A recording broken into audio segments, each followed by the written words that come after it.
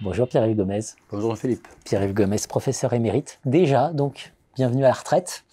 Émérite à EM Lyon Business School, fondateur de l'Institut français de gouvernement des entreprises. Et Pierre-Yves Gomez, j'ai envie qu'on parle ensemble d'aliénation. L'aliénation, normalement, c'est une tension entre travail et capital. C'est censé être une aliénation du travail par le capital. Pierre-Yves Gomez nous dit pas du tout. Alors, pas du tout. J'exagère. Oui, mais c'est bien. Pas du tout. Bien sûr qu'on a appris avec Marx, mais peut-être même avec les classiques, que la tension entre capital et travail est au cœur même de l'aliénation, parce que le capital, dans ce rapport de force, le capital a tendance à récupérer une partie. La financiarisation, c'est dans toutes les têtes quand même. Alors, mais avant même la financiarisation, le simple fait que le capital possède le pouvoir de gouverner, lui donne un rapport de force privilégié sur le travail, et donc peut lui permettre aux capitalistes de retirer une partie de ce que Marx appelle la plus-value.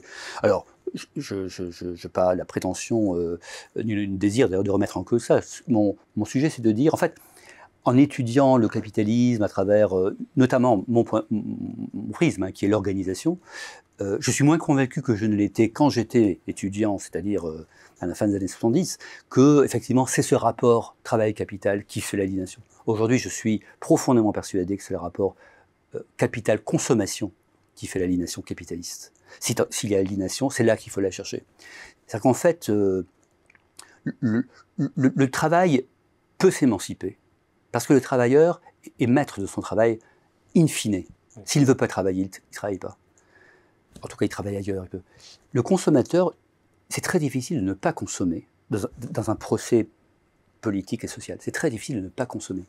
C'est-à-dire qu'il est pris dans la structure, et une structure d'autant plus aliénante qu'on ne voit pas qui aliène. C'est le système de consommation qui est aliénant.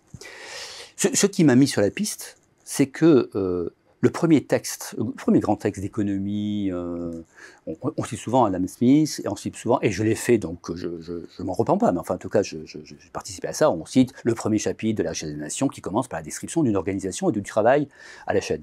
Et donc on se dit, au cœur, enfin à l'origine du capitalisme, il y a bien ce rapport nouveau au travail que Smith met en évidence. Oh, pas du tout, il y a un texte précédent qui est bien plus important, c'est la fable des abeilles.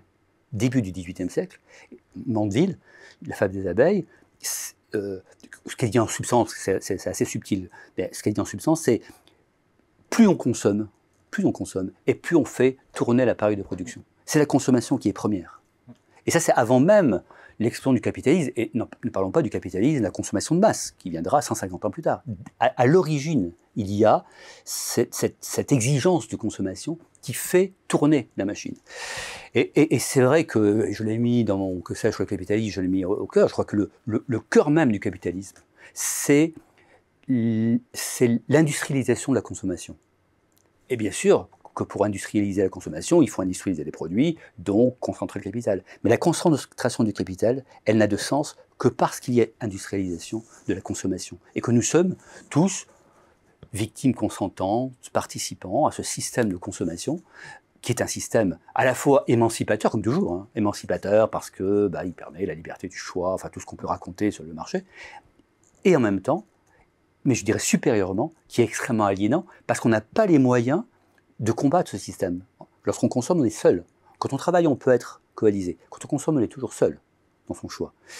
Et donc, plus la consommation de masse se déploie, plus l'aliénation s'approfondit, parce qu'elle approfondit la solitude du consommateur face à la machine à consommer. Et aujourd'hui, je ne dis pas qu'on est à l'extrême, parce qu'on ne sait jamais quel sera l'extrême de la chose, mais on est évidemment à une période que Marx ne pouvait pas voir, où l'essentiel de notre...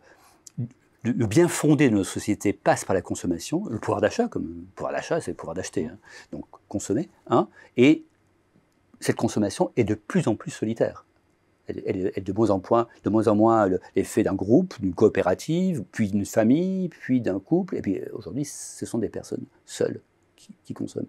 Donc une personne seule, c'est une personne qui a plus de chances d'être aliénée que si elle peut se mobiliser autour d'elle d'autres consommateurs qui pourraient aider à émancipé. Merci Pierre-Yves Gomez. Merci Jean-Philippe.